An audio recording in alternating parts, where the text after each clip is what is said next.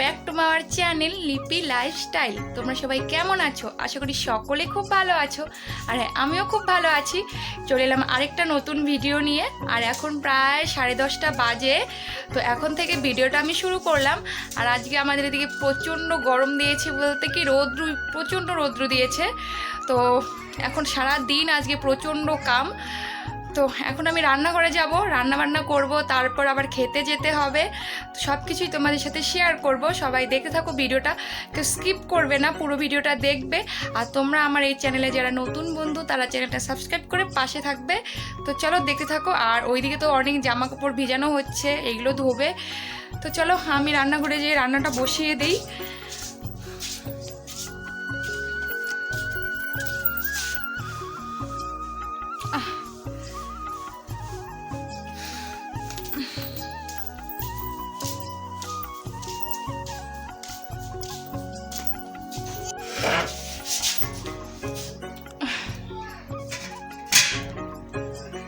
তো বন্ধুরা এখন আমি ভাত বসাবো।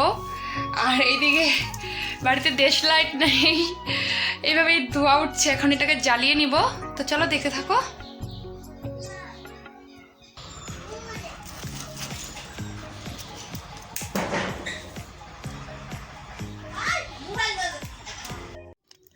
হ্যালো বন্ধুরা, তো এইদিকে দেখো ভাতের হাঁড়ি আমি বসিয়ে দিয়েছি। এখানে জল নিয়েছি অনেকটা, আর চালগুলো এইভাবে ভিজিয়ে রেখেছি। চালগুলো ভিজিয়ে রাখলে আর কি ভাতগুলো সুন্দর হয় আর ঝরঝরা হয়। আর এদিকে দেখো অনেকগুলো পেঁয়াজ পাতা ক্ষেতের থেকে তুলে নেওয়া হয়েছে। আর পেঁয়াজ পাতার আগারগুলো শুধু এইরকম, আর পুরোটাই ভালো।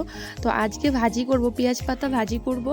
আর কী কী করছি সব কিছুই তোমাদের সাথে শেয়ার করব। আর এইদিকে দেখো পেঁয়াজ কলিগুলো কিনে এনেছে, আর সজনে ডাঁটা নিয়ে এসেছে। তো আজকে এইগুলো দিয়ে আমি কি রান্না করছি সব কিছু তোমাদের সাথে শেয়ার করব, দেখতে থাকো ভিডিও। আর এখানে দেখো বেগুন, সিম, আলু আর কাঁচা লঙ্কা ছিল। আর এখন এইগুলো আমি সবগুলো কেটে নিব আস্তে আস্তে করে, কারণ রান্না বসিয়ে কাটাকাটি করতে না অনেক ঝামেলা হয়ে যায়, তবুও রান্না বসিয়ে কাটাকাটি করছি। এখানে দেখো আলু চারপালা করে কেটে সিদ্ধ বসিয়ে দিয়েছি। আর ওখানে বেগুন আর সিম আর সজনে ডাঁটা রেখেছি। এইগুলো এক্সট্রা ভাজি করে তারপরে আমি মাছের ঝোল বানাবো। আর আজকের ভিডিওতে না আমি মাছগুলো তোলাই হয়নি।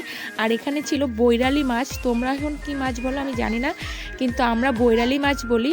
ওই বৈরালি মাছগুলো দিয়ে ওই পেঁয়াজকলি আলু বেগুন দিয়ে চচ্চড়ি বানাবো।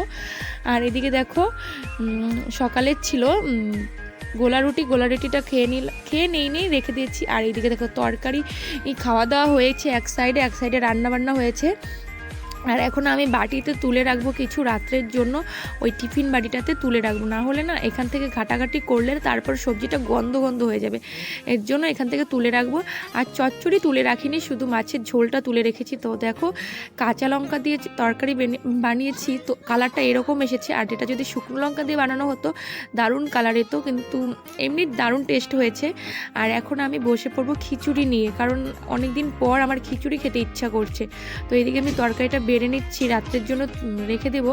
তো সাইড করে নিই। আর এখানে আমি একটু চচ্চড়ি আর হলো পেঁয়াজ পাতা ভাজি নিয়ে খিচুড়ি খাবো। আর আমার কাছে না পেঁয়াজ পাতা ভাজিটা এত ভালো লাগে না, তার জন্য আমি খাইনি।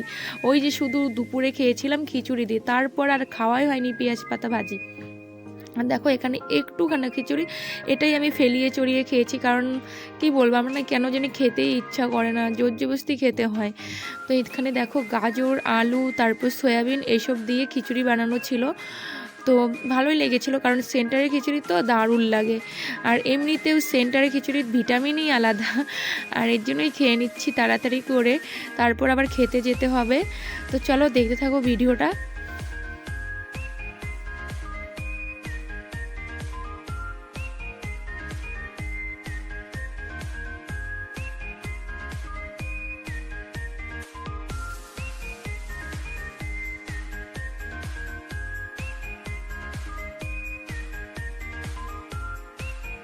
তো বন্ধুরা আমার রান্না টান্না হয়ে গিয়েছে।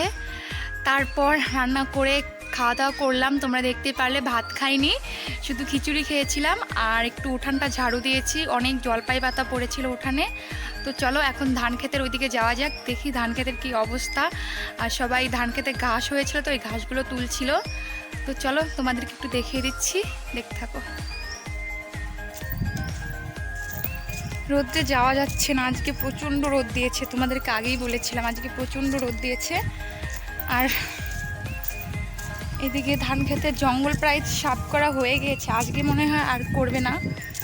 তো চলো তাও দেখিয়ে দিচ্ছি আমাদের ধান ক্ষেতগুলো, তোমাদের সাথে তো শেয়ার করা হয়নি। আর এদিকে দেখো ভুট্টা গাছগুলো অনেক বড় হয়ে গিয়েছে।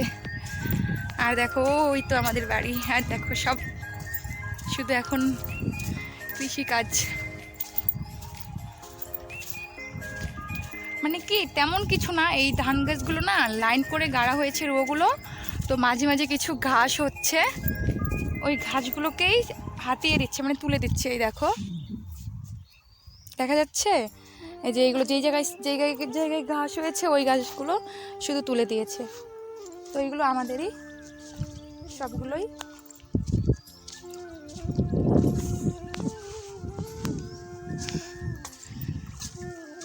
দেখি আমি আর খেতে নামবো না, মা পরিষ্কার করলো আর ওই পাশে বৌদি দাদু এরা পরিষ্কার করলো।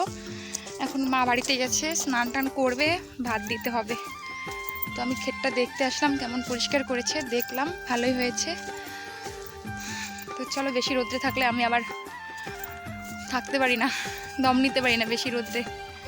তো চলো, এইগুলো আমাদেরই সব, এতগুলো যে দেখা যাচ্ছে সব আমাদের জমি, এই পাশেরটাও আমাদের।